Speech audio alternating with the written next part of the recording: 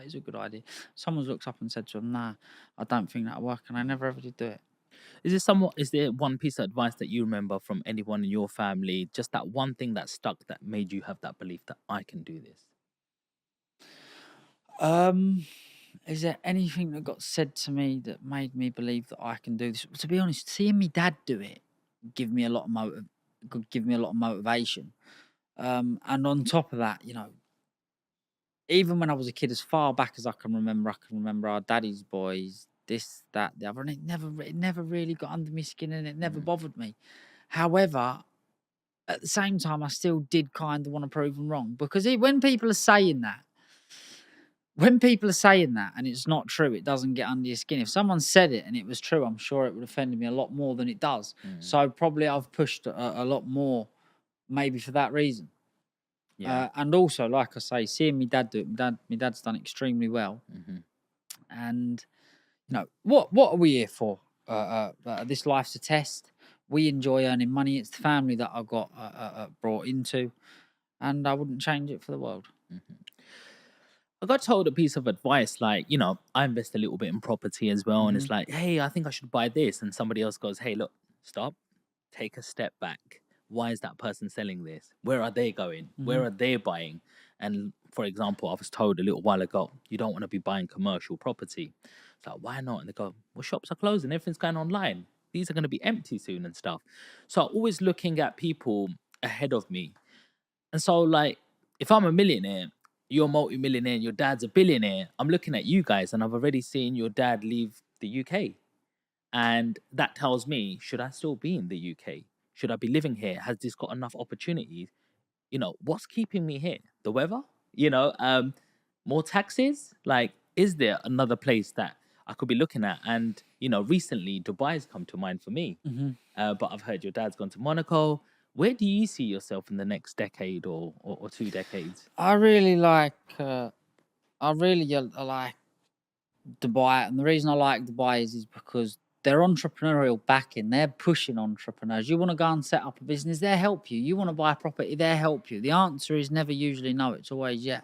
We will help.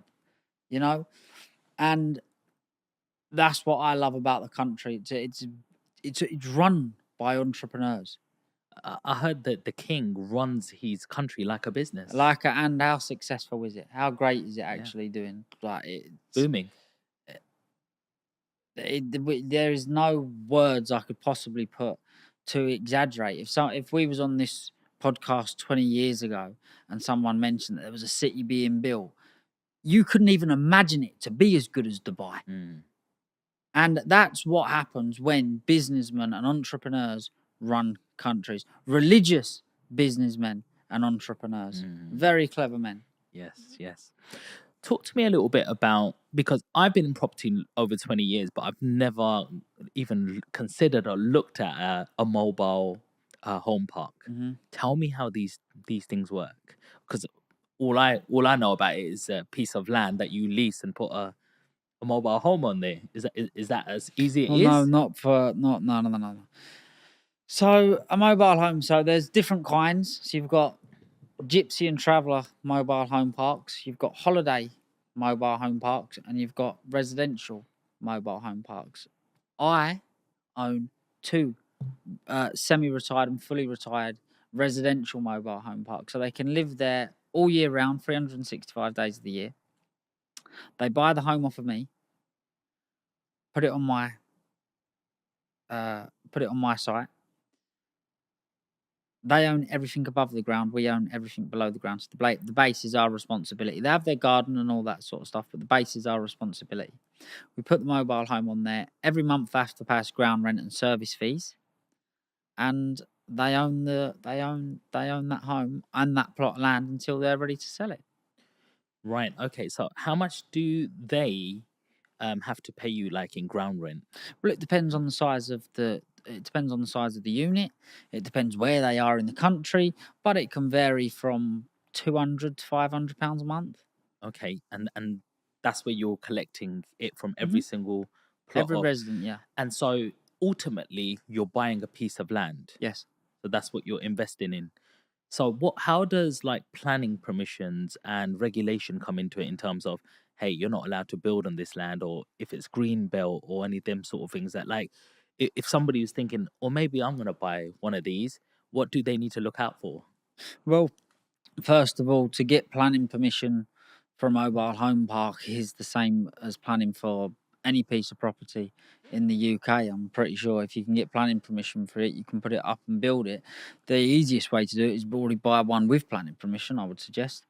But yeah, you just have to apply for planning. Listen, greenbelt's greenbelt. You still got to apply to. You've still got to apply to get planning to even to put it up. It's the same as a house. You're not going to get. But again, depending where it is, because listen, some places you'd get planning permission to build a house, but wouldn't get planning permission to build a mobile home park. You'd get some places planning permission to build a mobile home park, but you wouldn't get planning permission to build a house. No, but it's pretty much the same. So what are some red flags? If I'm thinking, right, I see a piece of land up for sale there, I'll put some homes on it. But what sort of what should I Well, be thinking? you're taking a complete chance. You're just this, it's taking a complete chance. You can have people come round and tell you, like surveyors tell you, yeah, it's possible. You might get planning, yeah, it's very likely. There's one down the road that just got passed the other day. However, nothing solid. So you buy the piece of land and then could quite possibly you not turn it into a mobile home park. But if you didn't, then obviously you try and build a house on it or try and make use of your land somehow because you don't just want it for horse grazing. So what stops you from building upwards then, and building a block instead of having this mobile park on it? I haven't got a clue. I couldn't tell you what stops building up. To be honest with you, I have seen. Because when you make more money if you built block of flats. They've got to be. It's why it's called a mobile home. They have to be on wheels. Right. So underneath that brick skirting, Yeah, is wheels and a chassis. Okay. Mm.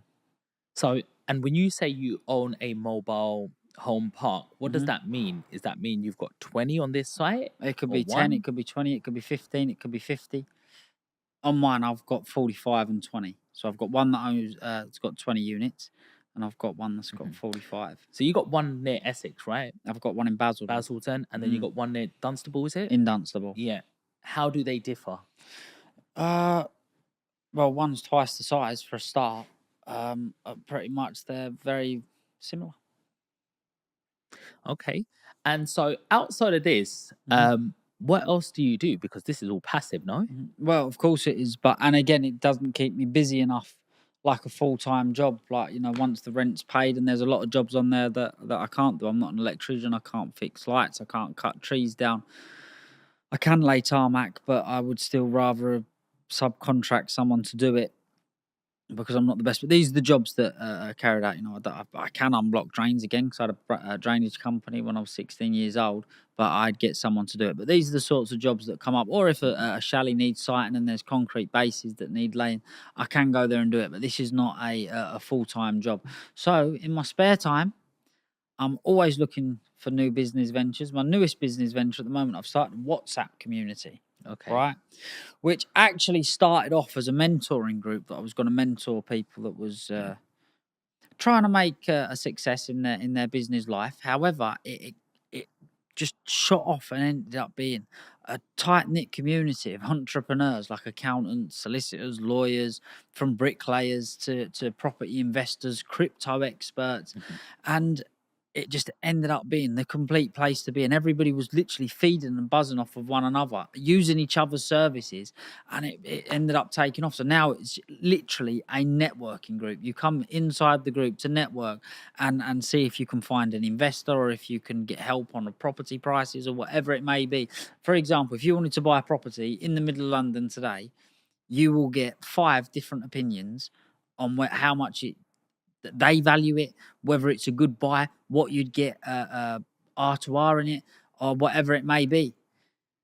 And this is how it's ended up. If you need a solicitor or you need a lawyer or you need an accountant, there's trusted accountants inside the group, which this has took off and been very, very successful. And I've had to stop taking applications in for anybody to join the group because it's come on so much. And every now and again, I do pull an entrepreneur that's on his way up in there because I need good people in there to make the group successful and to make people talk about it. But that's what I'm working and focusing on at the moment. And on top of that, I buy and sell watches, Rolexes, APs, RMs, Pateks. So where do you keep these watches?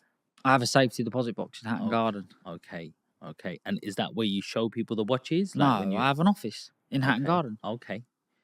Okay. And how do you know how to check for these watches? Like how did you train yourself to know if this is real or not? Again, you can only do that with experience. However, because I'm in probably the jewelry district of Europe, or the jewelry capital of Europe,